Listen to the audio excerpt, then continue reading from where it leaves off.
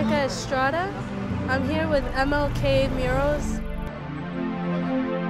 My name's Kevin Morris, also known as Smurf, for those who know me like that. Well, we decided to do the mural as a way to remember the victims and survivors of the Haiti earthquake. Wednesday is going to be a year, so they doing some type of unveiling, some type of candlelight stuff. This is Catherine LaFleur, and she's the one who sewed the flag of Haiti. And what she did was that it used to be red, blue, and white, and she kind of took out the white, and sewed together the red and the blue. And so I have her here with the needle sewing the flag. We did a mural in North Miami High School. We also did something for Haitian heritage.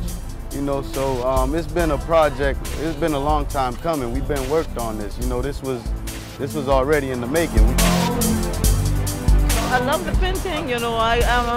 My daughter is an artist, and when I'm looking at this, I said to myself, wow, I have to get down and look at it. How did you collectively bring all these artists together to come and work together? I had some of the relationships with the artists, and then we had another group, MLK Mural, that had relationships with some of the artists, and we just decided to bring them all together.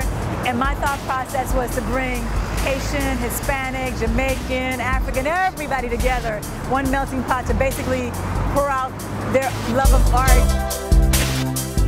Well, I'm an event designer, 16 years in the business, and these are true artists.